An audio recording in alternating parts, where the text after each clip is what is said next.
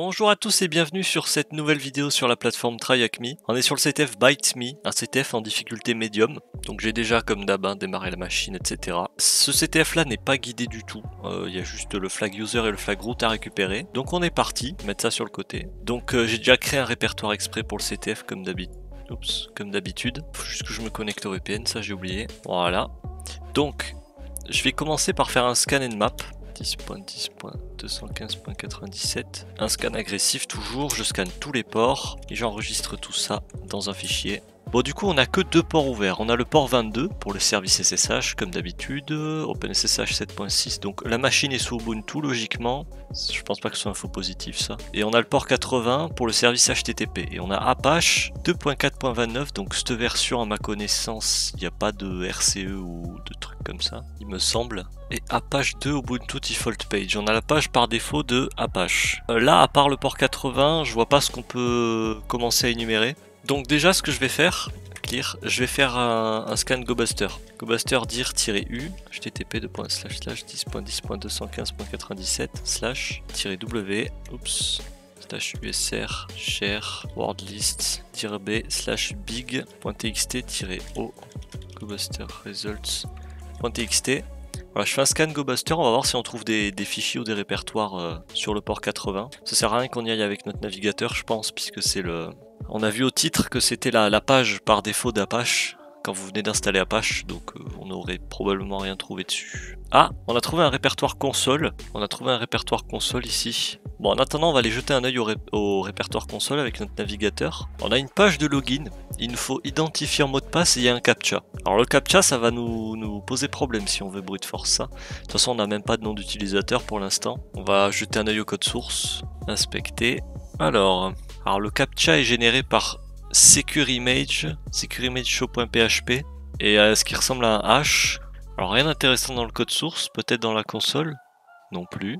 Bah non, j'ai regardé les cookies aussi, il y a rien de très intéressant. Est-ce qu'on a trouvé autre chose ici? Non. Alors je vais relancer un scan GoBuster, juste hop, enregistrer ça dans un deuxième fichier. Et à la place je vais le relancer dans le répertoire console. Bon, on a un répertoire CSS, rien de très intéressant. Alors bon, le répertoire secureimage, on en avait déjà connaissance. Et on a un fichier robots.txt. On va aller y jeter un œil, robots.txt. Rien d'intéressant. Bon, dans ces cas-là, ce qu'on fait, enfin moi ce que je fais, c'est que je relance le scan GoBuster, mais j'ajoute des extensions. Donc on va rajouter, alors c'est -x minuscule il me semble, on va rajouter l'extension par exemple .php, .txt, .back. On va faire avec ça déjà. Bon, ça c'est des faux positifs. On a trouvé un fichier config.php. Alors par contre, il a une taille de 0. Donc à dashboard.php, ça nous redirige vers index.php, ok. Bon, déjà on a trouvé d'autres choses, ça avance. On a un fichier functions.php, ok, qui a une taille de 0 aussi. Donc ça c'est quand c'est des fichiers PHP qui contiennent juste du code PHP, mais qui n'affichent rien, en fait il n'y a pas de contenu dans la page qui nous est retournée en fait. Index.php, bon ça doit être la page de base, on va les vérifier, mais ça doit être la page où on est déjà en fait. Normalement, c'est ça, c'est la même page. Si je vais sur config.php, on n'a rien. Functions.php, voilà, on n'a rien. Bon, ça je le savais déjà puisqu'il y avait une taille de 0, c'était écrit ici. Bon, étant donné qu'on a toujours rien trouvé de très intéressant, on va essayer d'utiliser d'autres wordlists. Alors je vais utiliser une wordlist plus petite, mais par contre, je vais utiliser une beaucoup plus grande liste d'extensions de fichiers. Alors le problème, c'est que je crois qu'avec GoBuster, on peut pas utiliser directement une wordlist d'extensions. On est obligé de les écrire à la main. Alors du coup, je vais utiliser, c'est là que c'est utile d'avoir d'autres outils des fois. Je vais utiliser dirb-help. Alors c'est quoi la syntaxe déjà de dirb? Alors d'abord on tape l'URL, donc je vais utiliser http ://10.10.215.97/ console/. Ensuite je vais utiliser usr share une plus petite wordlist -b /common.txt. Je vais utiliser, et donc pour l'extension je vais mettre -x et on va utiliser usr share wordlist seclist, oups, non seclist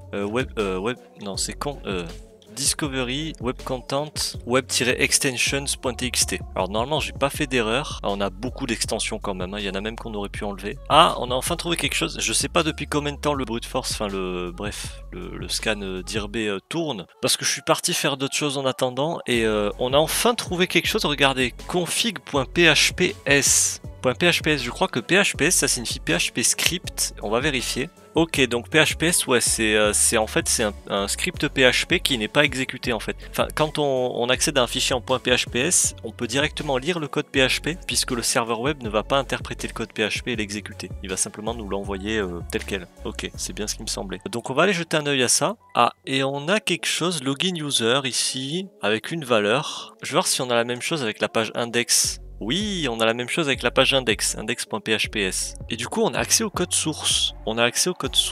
Du coup, on peut voir comment fonctionne le login et peut-être qu'on peut y trouver des vulnérabilités. Déjà, on voit qu'on a une fonction isValidUser qui, j'imagine, sert à vérifier si le nom d'utilisateur est valide. Et pareil pour le mot de passe ici. Et après, on a le cookie user et le cookie password qui est créé. Et ensuite, on est redirigé vers mfa.php. Il se passe quoi? J'ai envie de voir un truc. Il se passe quoi si je crée directement un cookie à la main? Si je crée un cookie user et un cookie pwd et que je vais sur la page mfa.php, là où on est censé être redirigé. Ah, il nous demande quand même de nous login, ok, donc ouais. Je voulais voir si on pouvait juste créer des cookies sans qu'ils aient de valeur et que si on pouvait bypass le login comme ça, mais non, puisqu'on a déjà eu ce cas-là dans un CTF. Ici, on voit qu'on a un fichier functions.php. Alors, je vais voir si on a functions.phps aussi qui existe. Oui, include config.php, on a vu tout à l'heure qu'on l'avait en phps aussi ce fichier. Et là on a les deux fonctions qui ont été déclarées, on a même un potentiel nom d'utilisateur ici, Fred. Voyons comment on pourrait rendre ça plus sécurisé, plus flexible. Donc ici on a la fonction isValidUser, alors il récupère le nom d'utilisateur et il le convertit en hexa, ok. Bin to hex, c'est pour convertir de l'ASCII en hexadécimal. Et alors pourquoi bin au lieu d'ASCII to hex? Je sais pas pourquoi ça s'appelle comme ça la fonction, mais je sais qu'elle convertit de l'ASCII en hexa. Et ensuite, on vérifie si c'est égal à login user. Login user qui est une constante, enfin une variable. Je pense qu'on appelle plutôt ça une constante dans notre cas, qui était déclarée dans config.phps. Je vais y accéder ici. config.phps. Ça veut dire que ça en fait c'est de l'hexa. Et oui, regardez, on a que des caractères de 0 à 9 et de A à F. Donc ouais, c'est de l'hexa. On va copier ça. On va le convertir ASCII to hexa. Je vais taper. Ok, je vais coller ça ici. Alors normalement, ça dépend des convertisseurs je pense, mais là sur celui-là, on n'a pas besoin de faire des espaces comme ça entre tous les deux caractères. Mais il y a des convertisseurs, il me semble, où il y a besoin de faire ça, sinon il interprète pas correctement, il convertit pas correctement. Bon, lui, il sait tout seul séparer en deux les caractères hexadécimaux. Non, c'est l'inverse, pardon. Swap. De l'hexa vers du texte, je me suis trompé, excusez-moi. Convert, et on a un nom d'utilisateur JSON test account. Donc on a le nom d'utilisateur. Je vais me le noter quelque part. Bon, il nous a trouvé tâche porte-pompelle. Je vais laisser ça tourner, on sait jamais. Donc nano-notes.txt. Hop, je colle le nom d'utilisateur. Ensuite, le mot de passe, comment il est vérifié? Ok, il récupère le hash MD5 du mot de passe. Et si... Alors là, en fait, cette fonction, ce qu'elle fait, c'est qu'elle récupère les trois derniers caractères du hash. Donc si les trois derniers caractères sont égaux à 001, le mot de passe sera considéré comme valide du coup. En fait, dans ce cas-là, c'est un peu bizarre comme manière de vérifier si le mot de passe est bon, puisqu'il y a plusieurs mots de passe, en théorie, qui peuvent générer un hash finissant par 001. En théorie, il y a plusieurs mots de passe valides. Donc ce qu'il va falloir qu'on fasse, c'est qu'on génère plein de hash jusqu'à en trouver un qui finisse par 001. Ça va être une forme de brute force en fait. On fera ça avec un script Python. Donc on va faire ça de suite. nano-pwd.py, je vais l'appeler. Et je vais commencer à écrire un script Python. Je vous reprends dès que c'est terminé. Ok, j'ai terminé le script Python. Je l'ai déjà exécuté pour tester, mais je vais le réexécuter avec vous après pour vous montrer. Donc bon, déjà cette partie-là, c'est juste un commentaire qui sert à dire en fait que quand on exécute le fichier, ce fichier-là, en faisant /pwd.py, Linux saura qu'il faut l'exécuter avec Python 3. Voilà, ça sert juste à ça. C'est pas nécessaire, mais je préfère le mettre. Ensuite, j'ai importé le module hlib, qui servira après à justement générer des hash MD5. De la librairie itertools, j'ai importé le module chain et product. Alors en fait, toute cette partie-là, en fait quasiment, une grande partie du code, je l'ai tiré, je vais vous montrer d'où, de ici, voilà. J'ai juste dû modifier quelques trucs pour que ça corresponde à ce que je veux faire. Donc je suis tout simplement allé sur Google, j'ai tapé Python brute force et je suis tombé sur cette discussion-là, sur ce post, quelqu'un qui demandait comment il était possible de créer toutes les combinaisons possibles. Et du coup, il y a quelqu'un qui lui a répondu avec ça. Je connaissais pas itertools.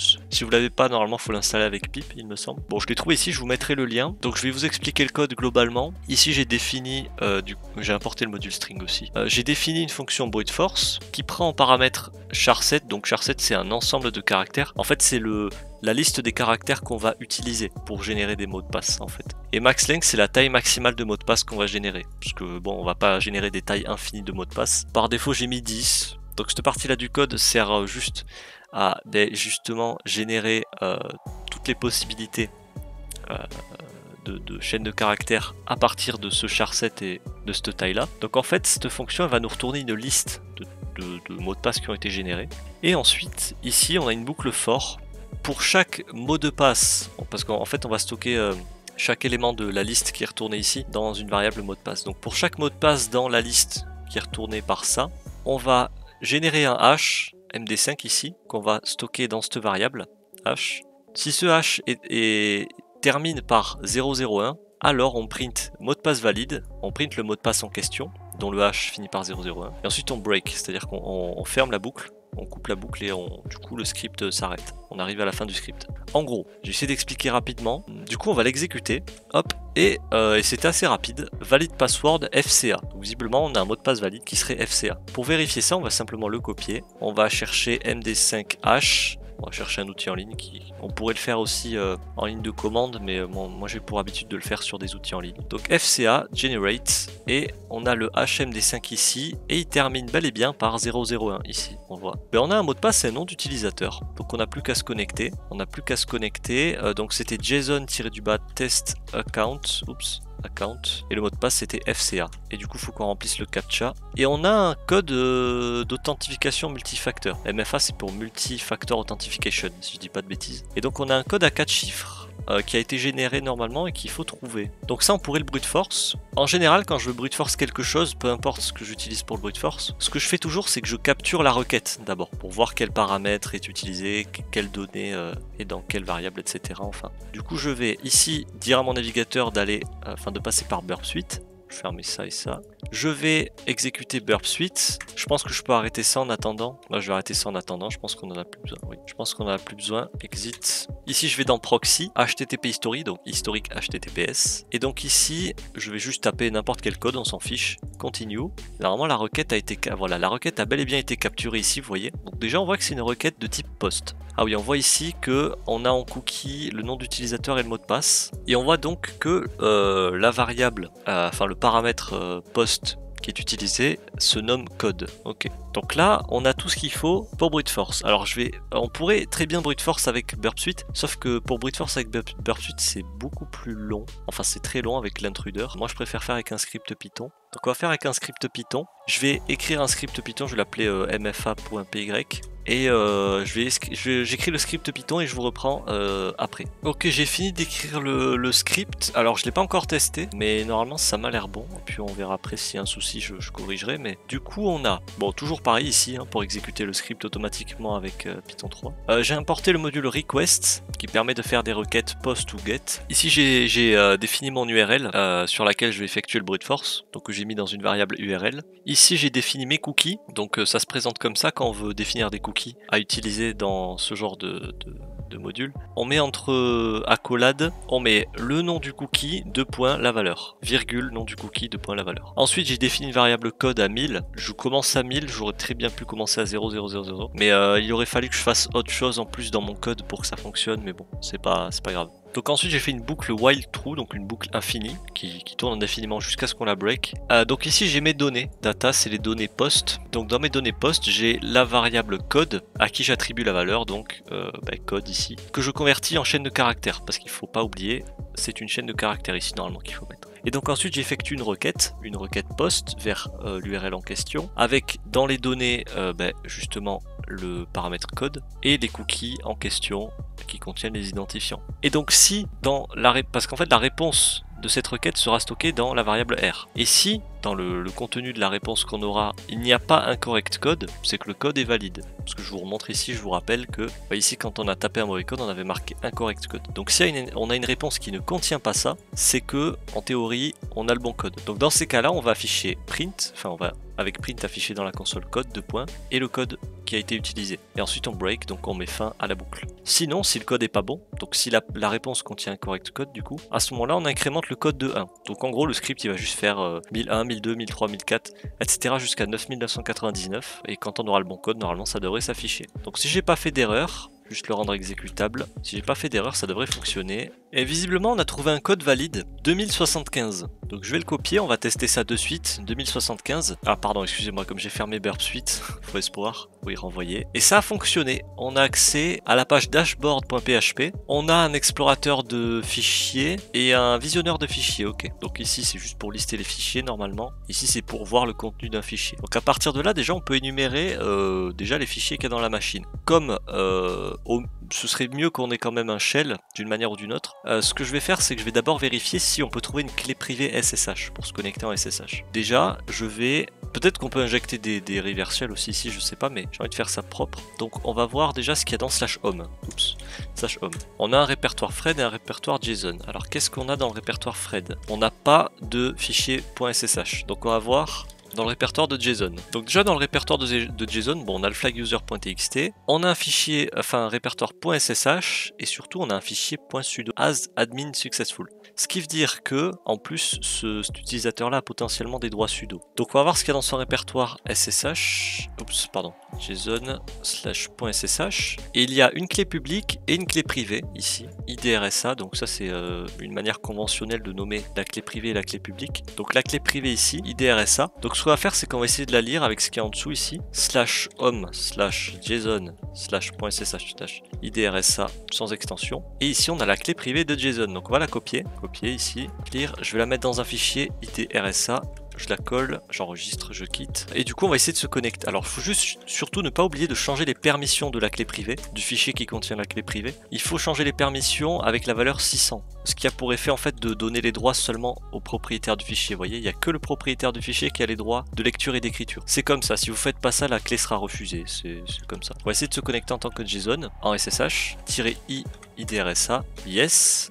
Ah, et la clé privée est protégée par une passphrase. Bon, ça on a l'habitude. On va essayer de la craquer. Alors c'est pas obligé qu'on y arrive, mais on va essayer. On va utiliser SSH to John, IDRSA, et on va rediriger le hash qui sera généré dans un fichier hash.txt. Donc si on vérifie le fichier hash.txt, on a bien un hash qui a été généré, un hash qui est énorme d'ailleurs. Maintenant on va craquer le hash. On va essayer de craquer le hash qui a été généré avec John et l'avoir distro queue. Donc on va faire John hash.txt wordlist sans s /usr share wordlist avec un s rockqueue.txt. Voilà, donc on va essayer de craquer le hash qu'il y a dans ce fichier avec la wordlist qu'il y a ici dans rockqueue.txt. C'était assez rapide. On a du coup la passphrase ici. Donc on va essayer de se reconnecter en SSH-IDRSA toujours.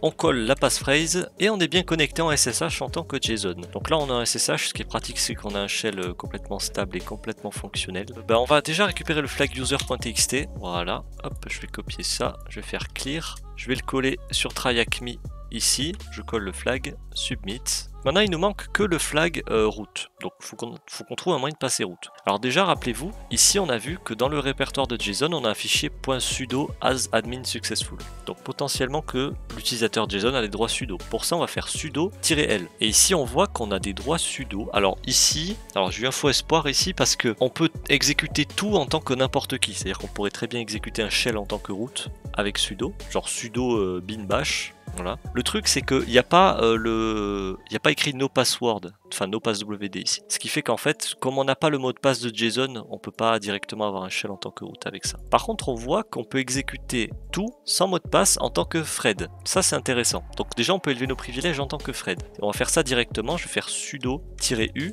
Fred pour préciser l'utilisateur Fred et je vais exécuter bin bash. Et donc voilà, maintenant on a un shell en tant que Fred. Je vais faire clear. Je vais aller dans le répertoire du coup de l'utilisateur Fred, ls-la. Qu'est-ce qu'on a d'intéressant ici? On n'a pas de fichier d'historique bash. On va voir si on a des droits sudo avec cet utilisateur là. Alors on a des droits sudo avec cet utilisateur là. On peut exécuter en tant que root sans mot de passe cette commande là. Cette commande elle sert à redémarrer le service fail to ban. Alors fail to ban c'est quelque chose qui permet par exemple si j'essaie de brute force le SSH, c'est quelque chose qui va permettre au bout d'un certain nombre de connexions échouées de bloquer mon adresse IP pour plus que j'essaie de me connecter en SSH en fait. Ça sert à ça fail to ban. Il va voir quand il y a plusieurs connexions qui ont été faites, il va voir dans les logs en fait du serveur SSH par exemple. S'il y a plusieurs connexions qui ont été faites, plusieurs tentatives de connexion qui ont échoué, il va renseigner mon adresse IP dans une liste d'adresses IP bloquées et je pourrais plus me connecter. Je pourrais plus essayer de me connecter. Donc c'est un moyen de se protéger du brute force. Donc pour élever nos privilèges avec fail to ban, ce qu'on peut faire, j'avais vu ça sur un article sur Medium pour ceux qui connaissent. Je vous mettrai le lien en description. Vous savez quoi, je vais essayer de trouver l'article. Voilà, j'ai retrouvé l'article ici de Youssef Ishiwi. Merci à cette personne d'avoir posté ça. Peut-être qu'il y a d'autres endroits sur internet où on peut trouver la même chose, mais voilà. Donc, abusing fail to ban misconfiguration, donc se servir des misconfigurations, mauvaises configurations de fail to ban pour élever les privilèges sous Linux. Et en gros, ce qu'il explique, alors je vais pas tout lire, hein, mais en gros, ce qu'il explique, c'est que si on a les droits d'écriture sur les fichiers de configuration de fail to ban, on peut changer comment se comporte fail to ban. C'est-à-dire qu'on peut changer, par exemple, quelle action il va faire quand il va essayer de bannir une adresse IP. Et en fait, on peut changer cette action pour y mettre à la place un reverse shell, par exemple, ce qui aura pour effet que quand on va forcer fail to ban à essayer de ban notre adresse IP, à la place on peut lui faire exécuter ce qu'on veut, par exemple un reverse shell. Et comme cette commande sera exécutée en tant que root, du coup on pourra avoir un reverse shell en tant que root.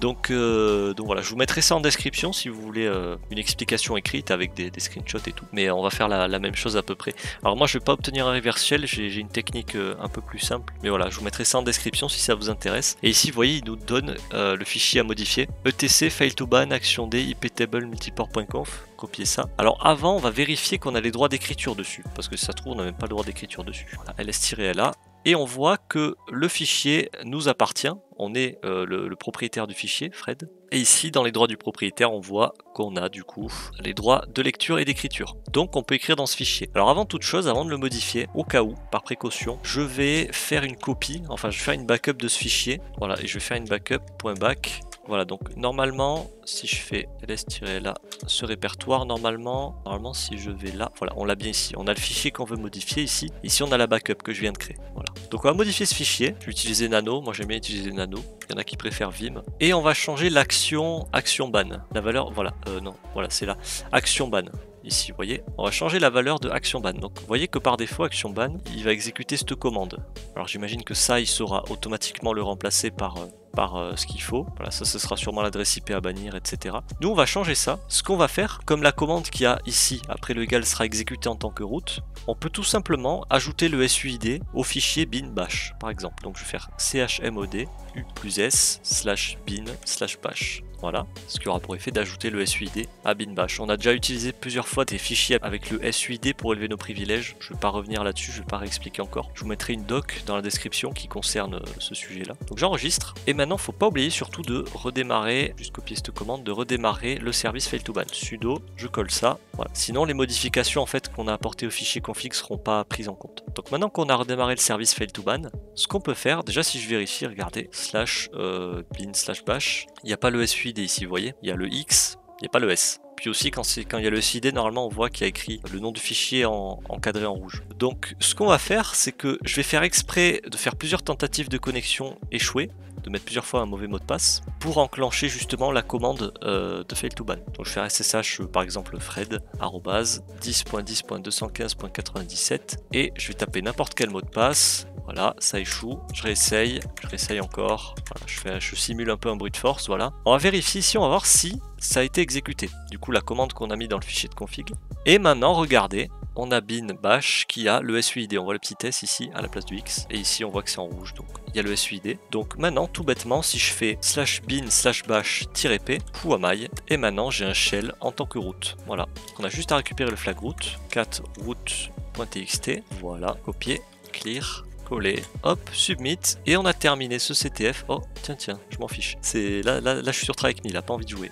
Du coup, on a terminé ce CTF.